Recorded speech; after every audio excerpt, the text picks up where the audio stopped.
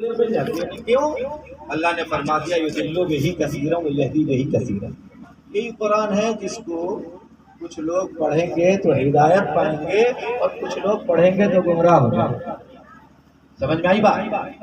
تو اس گمراہی سے بچنے کے لیے قرآن پڑھو تو تفسیر کی روشنی، اپنی طرف سے تفسیر کرو گے تو گمراہ ہو جاؤ۔ تفسیر ابن عباس پڑھو تو تم سیدھے راستے پر رہو، تفسیر مظہری پڑھو تو سیدھے راستے پر رہو، تفسیر خزائن العرفان پڑھو تو سیدھے راستے پر رہو گے، تفسیر قادری پڑھو تو تم سیدھے راستے پر رہو گے، اور تفسیر روح البیان پڑھو تو سیدھے راستے پر رہو گے، تفسیر خزائن العرفان پڑھو تو سیدھے راستے پر رہو گے، تفسیر کبیر پڑھو تو سیدھے راستے پر رہو گے، اور نصر المرجان پڑھو تو سیدھے راستے پر رہو گے۔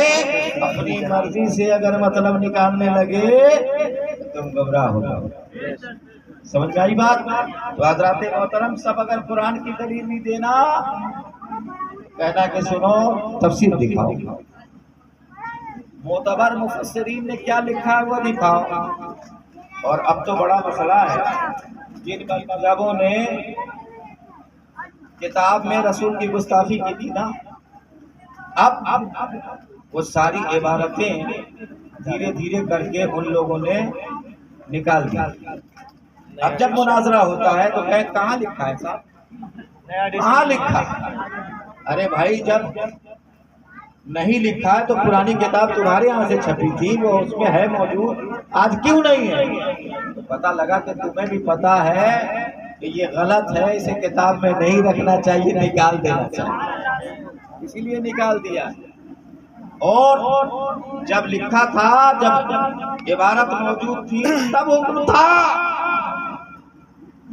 اور جو آج بھی اس حکم اس عبارت کے مفہوم کو فالو کرتا ہے تو آج بھی وہ انہی کے ساتھ ہے، انہی کے ساتھ ایک رسی میں باندھا جائے گا۔ اور اگر وہ صاف کہہ دے کہ ایسا لکھنے والا گمراہ، چاہے ہمارا استاد ہو، چاہے ہمارا پیشوا ہو، چاہے ہمارا پیر ہو، چاہے ہمارے مدرسے کا بانی ہو، سمجھ لو کہ وہ ہدایت یافتہ اہل سنت والجماعت ہے، اہل سنت والجماعت ہے۔ اہل سنت والجماعت کے یہاں سنی کہلانے والا بھی اگر کفریہ بولے گا تو ایک سنی دوسرے سنی پر ہی کفر کا فتویٰ لگائے گا۔ یہ سنیوں کی حقانیت ہے۔ مولا تبارک و تعالیٰ آپ حضرات کو سنیت پر قائم رکھے اور جلسہ و جلوس کرنے کی صحیح طریقے پر توفیق عطا فرمائے، اور اس پروگرام کا جلوس کا آپ حضرات کو احترام کی توفیق عطا فرمائے، نماز پنجگانہ کی توفیق عطا فرمائے۔ وما علینا الا البلاغ۔ آپ حضرات